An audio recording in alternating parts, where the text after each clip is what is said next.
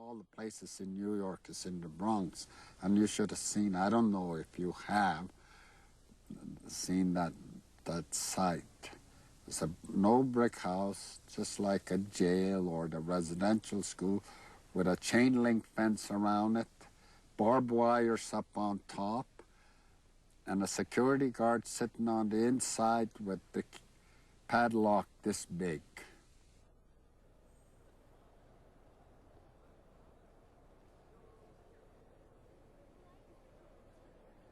We just went through the inventory list, told them, okay, all this belongs to the bundle. Then in September, they had a separate repatriation committee phone me and they said, the repatriation committee has approved it. Now Smithsonian will meet October the 23rd and 24th. This was 1997, a year after our first trip already. Got a call that Friday morning on the 24th. Took Smithsonian board all of 5 minutes to approve my request. When we walked out with the bundle that we repatriated, it's almost like I could hear children crying behind me that I was leaving back. So you ask how I feel. That's how I feel. I get sick. I'm grateful for Smithsonian for returning that bundle to me. I transferred it last year. It made my wife to be a part of it. Now she understands some of this. My daughter, my grandson, the four of us. So again, it's spread and it's back in with our people. Now Narcissus and his family have it. They're going to transfer it to another family. And that's how all these things ties to us, like I say. Teaches one family, it moves to another family. So that's also how our old tradition carries on, keeps going around from family to family. And that's where the knowledge comes from, I think. I'll tell you a strange story when we brought that bundle. My corner bedroom. Got it home on a Sunday.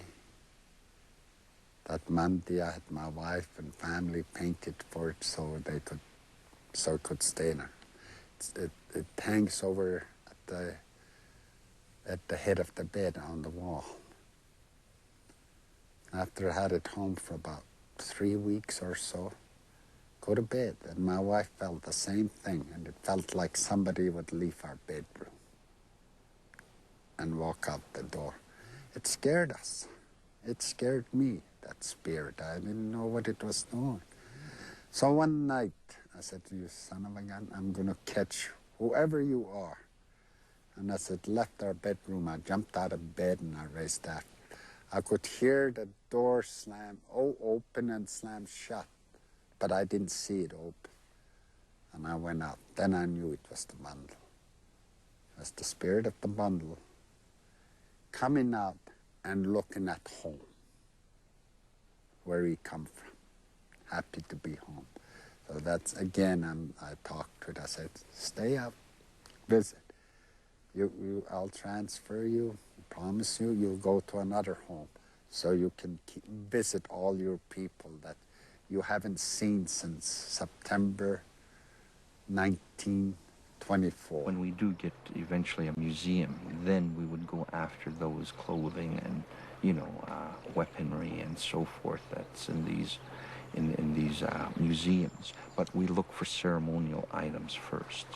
And if they're there, then we make a request to that museum that we would like to come and look at and identify what's in there.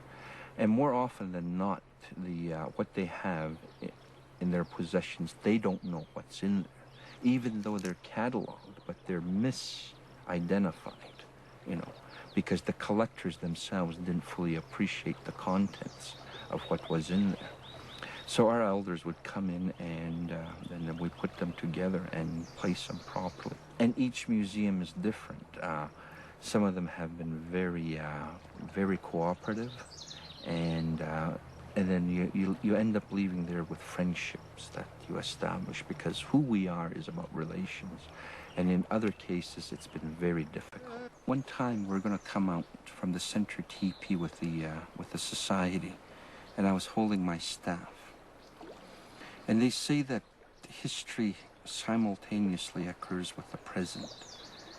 And everybody was ready to come out. We're waiting for the drummers to come in, and I was holding my staff.